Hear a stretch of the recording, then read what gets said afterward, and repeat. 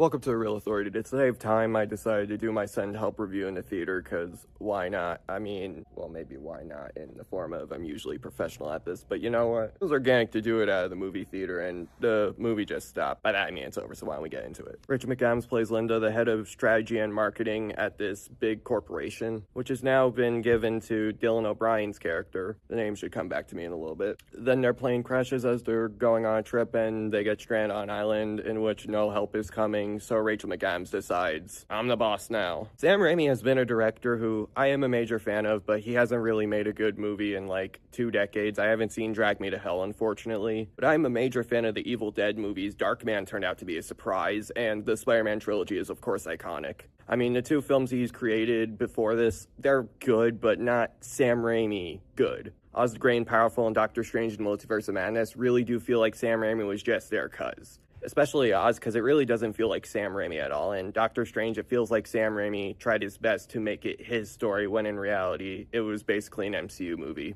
Again, still both good, but Send Help seemed like the perfect opportunity for Sam Raimi to really go back to his roots. Because yeah, those older movies are instant classics. So yeah, expectations were high, and I gotta say, man, it's great, but it's nothing at all what like I was expecting. It has a new kind of Sam Raimi flavor to it, but you can absolutely tell it's Sam Raimi. So starting off with that, Sam Raimi's direction, absolutely stellar. And I also saw it in 3D, which I thought I wasn't going to do, but I'm about to do a double feature with Shelter review on that tomorrow. But I mean, yeah, there are a lot of moments where it's clearly Sam Raimi, like a few jump scares, and I mean a few. This movie doesn't really rely on jump scares. It's not even a typical horror movie. I'll get to that in a minute. But yeah, Sam Raimi does bring his old school flavor, but there's some new stuff that he implements too, which really makes this quite a surprise. Also, Rachel McAdams and Dylan O'Brien. McAdams is absolutely on top display here. She's probably the most demented. Granted, it's Sam Raimi. It's supposed to be a demented movie, or at least on record it should be. One that's willing to have fun with itself while also getting you intrigued enough in its mystery. I mean, tell me with a straight face you go to see Evil Dead 2 because of the story. Now you go because of Bruce Campbell and all the fun and all the groovy. I feel like Rachel McAdams understood that and embodies what a Sam Raimi character usually is, but goes to the next level to where I can comfortably say this is one of her best performances. She's so great as Linda that it's almost insane. I know she probably won't get an Oscar nomination, but consider it Academy. Dylan O'Brien as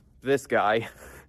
I forgot his name, unfortunately. He does good as this arrogant executive that clearly doesn't understand how to run a business. Like, Linda was the go-to for his father who passed. Like, it's very insane the contrast between O'Brien's character and McAdams, but he's so arrogant and having fun with it that I can't help but have a good time with him. But yeah, clearly unlikable. Screenplay from, I already forgot these two, but their screenplay was wildly inventive and really plays to Sam Raimi's directorial strengths as well as the performances of McAdams and O'Brien. Cinematography is good, nothing really more to say there. But all the elements come together to make a horror movie that's more suspenseful and comedic horror than actually horror, but the comedy is actually really well timed. It might not be a full-on blast, but McAdams and O'Brien just make it work. Plus, Sam Raimi is usually the kind of guy to mix horror and comedy incredibly well. Again, Evil Dead 2. So it all comes together to make a pretty unique movie, and one that I hope we get more of. Not like similar in a vein, but like horror movies that are willing to take the next step. Like Sinners last year, that was next level. This movie really isn't afraid of getting out of the comfort zone and trying something new. Plus, a lot of things do. Also, Danny Elfman's score. Yeah, Danny Elfman's a legend for a reason, and he absolutely brings his normal flair here, but when the horror comes in, yeah, it's great. The only nitpick I have, and I really do mean nitpick because I think I can easily overlook it, but I'm still going to be fair. In the middle, it does slow down to the point where I did feel myself getting impatient, but luckily a few minutes, maybe seconds later, minutes actually, it does pick back up and it absolutely leaves you invested. Like 1 hour and 53 minutes. Yeah, perfect runtime. I just really wish that the stretch that really did feel like it was longer, maybe it could have been shorter, but again, I can easily overlook it because the rest of the movie's just flat out insane. Do you remember that SpongeBob joke from, I think, season 6, the tanning one, where he's sun bleached, in which it cuts back to a human character and he's like, it's radical, and then drinks it and asks you to drink it? Weird reference there, but I do feel like that's the reaction I get with Send Help. It's Sam Raimi finally going back to his roots and trying something new instead of feeling tethered to the Disney machine, because this was from 20th Century Studios. The past 2 movies were from Disney, but here it definitely feels like Sam Raimi had a lot more of an arm in making this absolutely insane. And I guess nothing more to say. If you are a fan of Sam Raimi, you are going to eat this up, and if you're a person who was disappointed by his last 2 films,